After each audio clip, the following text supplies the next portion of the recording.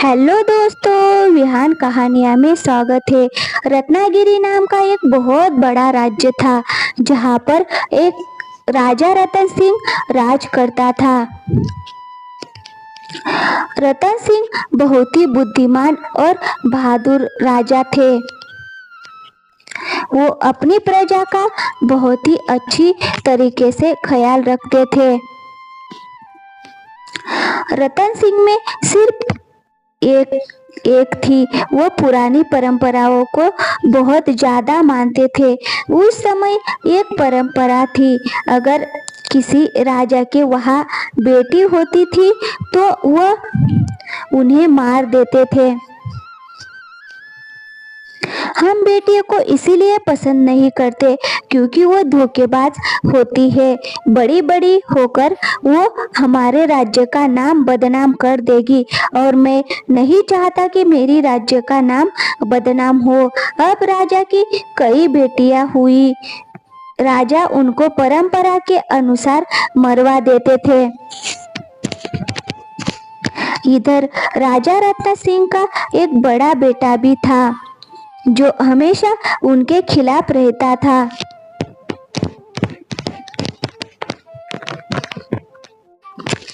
कुछ महीने बीतने पर राजा को एक और बेटी हुई। राजा उसको भी मरवाना चाहते थे। तभी वहां पर राजा का बड़ा बेटा आ जाता है। पिताजी, ये मेरी बहन है, आप इसको मत मारिए।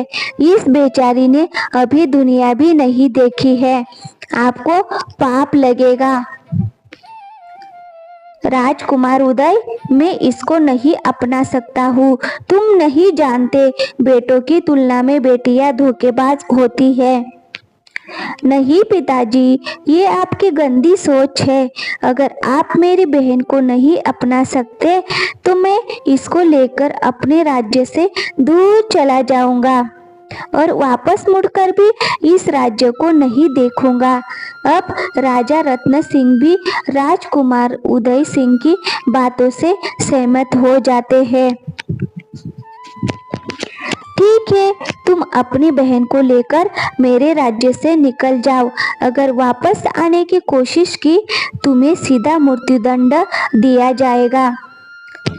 राजकुमार अपनी बहन को लेकर अपने राज्य से बाहर निकल गया और एक जंगल में पहुंच गए। वह वहां चारों ओर देखता है, तभी उसे एक पुराना घर दिखाई देता है। राजकुमार उस घर के अंदर चला जाता है। राजकुमार उदय जब उस घर में पहुंचा तो उसे लगा कि इस वीरान घर में पहले से ही कोई रहता है। राजकुमार ये सोच ही रहा था कि तभी एक राक्षस ने उन दोनों पर हमला कर दिया। राजकुमार और राक्षस में बहुत देर तक लड़ाई हुई। अंत में जीत राजकुमार की ही हुई। राजकुमार उदय ने उस राक्षस को एक कमरे में कैद कर दिया और दोनों भाई बहन उसी घर में रहने लगते हैं। फिर ऐसे ही दिन गुजरते जाते हैं। कुछ साल बीत जाते हैं। इधर राजकुमारी भी बड़ी हो जाती है। अब राजकुमारी बड़ी होने के साथ साथ काफी ज्यादा सुंदर भी दिखती है और समझदार भी हो गई थी। एक दिन की बात है, राजकुमारी राजकुमार उदय के पास आती है। भैया, आपने घर में सभी कमरे खुले हुए हैं, सिर्फ ये एक कमरा हमेशा बंद क्यों रहता है? बहन, वादा करो तुम इस कमरे को कभी नहीं खोलोगी और इस कमरे के बारे में दोबारा मत पूछना। ठीक है भैया, मैं इस कमरे को कभी नहीं खोलूंगी, ये आपसे वादा है।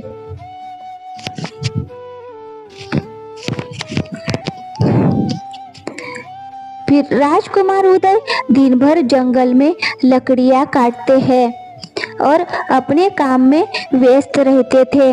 राजकुमारी घर में अकेली रहती थी।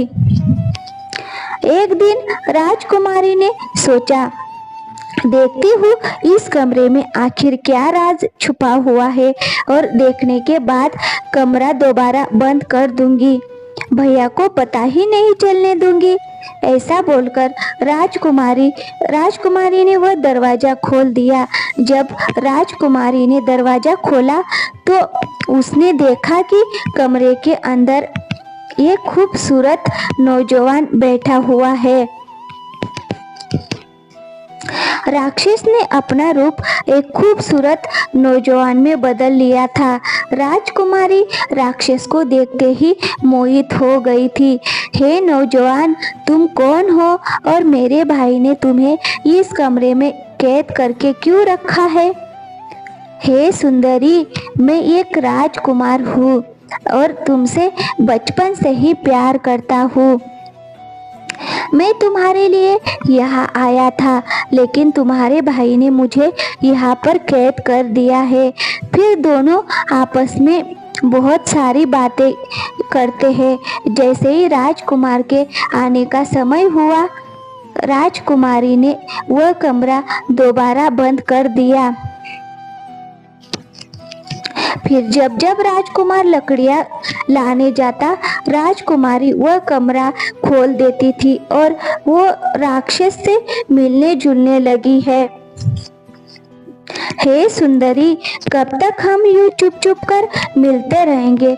क्यों न हम दोनों मिलकर राजकुमार को मार दे और अपना जीवन खुशी खुशी व्यापन करे। अब राजकुमारी भी प्रेम के मोह में राक्षस की बात मान लेती है। मेरे भैया बहुत बहादुर है, उन्हें मारना मुश्किल ही नहीं, नामुमकिन है। अरे सुंदरी, मेरे पास एक तरकीब है। मैं तुमसे राजकुमार उदय बहुत ज्यादा प्रेम करता है। एक काम करो, तुम झूठ मूठ का बीमार पड़ जाओ और राजकुमार से दवा बनाने के लिए शेरनी का दूध लाने के लिए कहो। जब राजकुमार शेरनी का दूध लाने जाएगा तो शेरनी उसे जरूर मार देगी। फिर हम दोनों अपना जीवन खुशी खुशी गुजारेंगे। राजकुमारी भी राजी हो गई और योजना के अनुसार झूठ मूठ की बीमार पड़ गई। जब राजकुमार शाम को घर वापस आया तो राजकुमारी को बीमार पाया। राजकुमार उदय ये देखकर काफी ज्यादा घबरा गया। बहन, मैं जा रहा हूँ किसी बड़े हकीम को लाने जो तुम्हारा अच्छे से इलाज कर सके। मैं तुम्हें इस हालत में नहीं देख सकता। भैया, किसी हकीम के पास जाने की ज़रूरत नहीं है। मुझे पता है मेरा इलाज कैसे हो सकता है, लेकिन वो इलाज बहुत कठिन है, तुम्हारी जान भी जा सकती है। बहन, तुम चिंता मत करो, मैं तुम्हारे लिए किसी की जान ले भी सकता हूँ और अपनी जान दे भी सकता हूँ। तुम बस मुझे इलाज बताओ। भैया, रहने दो, आपसे नहीं होगा। मैं नहीं चाहती कि आप किसी मुसीबत में पड़े। बहन, तुझे मेरी कसम है, तू मुझे इलाज बता। तेरा भाई 7 समंदर पार करके भी वो दवा लेकर आएगा। भैया, मेरे इलाज के लिए शेरनी का दूध चाहिए। बहन, तू चिंता मत कर, मैं जा रहा हूँ शेरनी का दूध लाने, तू बस अपना ख्याल रखना।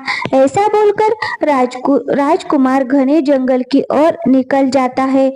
राजकुमार जब घने जंगल में पहुंचा तो देखा एक बहुत बड़े पेड़ में आग लगी है और उसके नीचे 2 छोटे छोटे शेरनी के बच्चे लेटे हुए हैं। राजकुमार जल्दी उस पेड़ के पास गया और दोनों बच्चों को वहां से उठाकर किसी सुरक्षित स्थान पर लेकर आ गया। अब शेरनी जंगल में शिकार के लिए गई हुई थी। वह दूर से ही पेड़ की आग देख ली। अरे, ये तो वही पेड़ है जहाँ पर मैंने अपने दोनों बेटों को इसके नीचे छोड़ा था। ऐसा बोलकर शेरनी दौड़ती हुई उस पेड़ के पास जाती है।